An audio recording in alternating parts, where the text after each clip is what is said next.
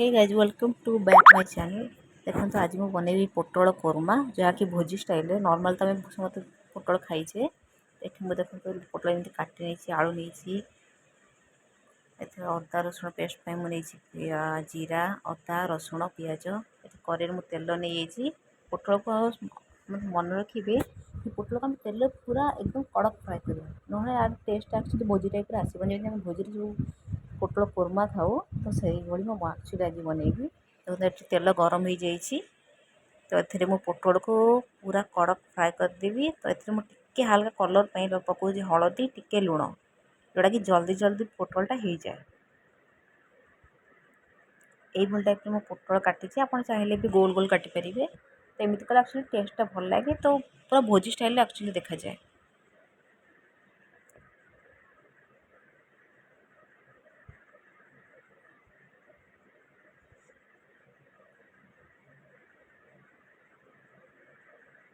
साधारणत आम सब पोटल कौन घरे निजे खाऊ यही नॉर्मल तरकारी भजा करी तो आज एक्चुअली बहुत दिन पर मन है कि भोजी स्टाइल एक्चुअली पोटल कोरमाटे बनैबी। तो से आज मुझे ट्राए कर सहित आज मुझे सेयार भी कर।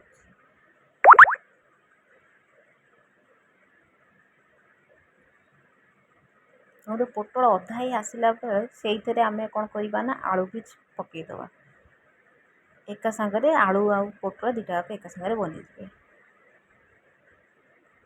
देखो पोटल हो सारी आलू छाड़ी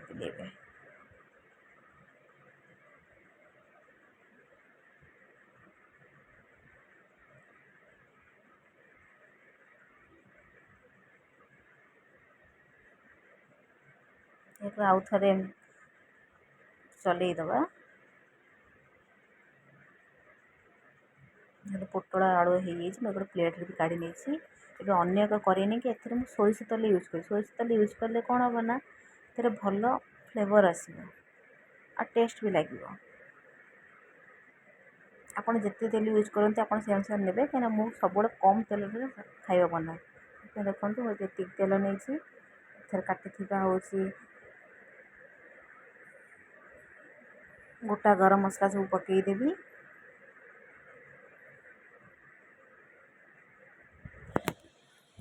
तापर काटी कंचा लंका ये गोटे यूज कर बेसी राग है भल कहीं अलरेडी मुझे पाउडर यूज करी। तो ये काटी पिज को मुझे भल से भाजी नवा पिज लाल हवा पर्यंत आम यह भाजा। पिज देखो ये पूरा लाल हो अदा रसुण पेस्ट को पकईदेवी।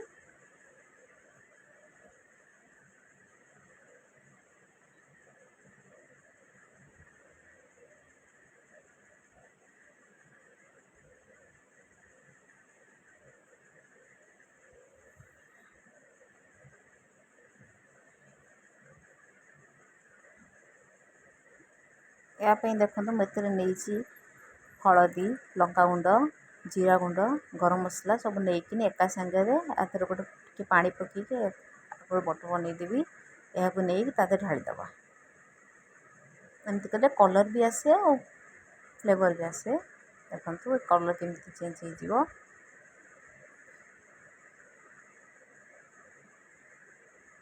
यार मेस पोटल कोरमार मेन हूँ जोटा कि मसला से मुझे आपण मानक कहनी आपको मुझे कहबी निहाती जोटा कि सब माने पोटल कोरमार देखो यहाँ हूँ काजू नहीं जीरा चारू मगज आ सुखिला लंका ये हूँ मेन जिनस जोटा कि पोटल कोरमा को एक्चुअली बनाए ना आम तो अदर सब नॉर्मल आमर हूँ पोटल तरकारी भाया हो। तो यहाँ हूँ मेन जिनस लगे चारू मगज काजू आप धनिया भी नहीं पारे गोटा धनिया ये मोर काटी टमाटो भी नहीं जाइए। टमाटो हाल्का टिके हो सारा बेसी आम टमाटो कषानी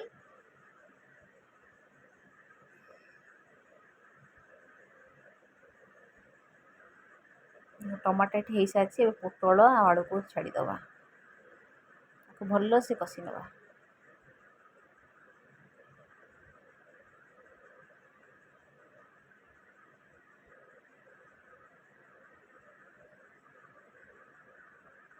टिके पानी पकेଇବା देहरे ଯେମିତି କି ତଳେ ନ ଲାଗେ, ତଳେ ଲାଗିଲେ ପୋଡ଼ା ଫ୍ଲେଭର ଆସିବ ତ ଭଲ ଲାଗିବନି ଖାଇବାକୁ।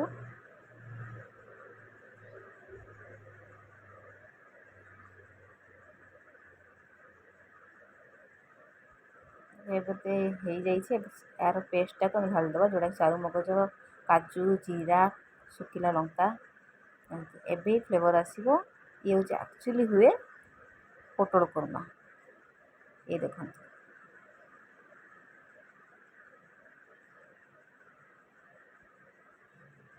लास्ट में लुण आड करी कहीं मैं अलरेडी लुण पकई आगे सब फ्राए करी पछरे मुझे पकईबी स्वाद अनुसार लुण। तापर ये देखो मु कस्तूरी मेथी पकई यार निहाती कस्तूरी मेथी ही आधे आड करेंगे, आर टेस्ट भी आहरी अधिका हुए।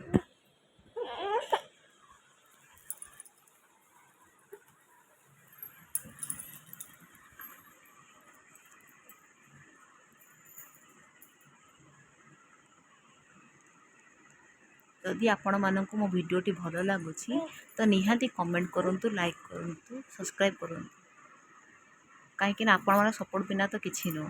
देखते ये मो प्लेट काढ़ी नहीं, आपड़ केमी लगे मो पोटल कुर्मा निहाती जनइबे।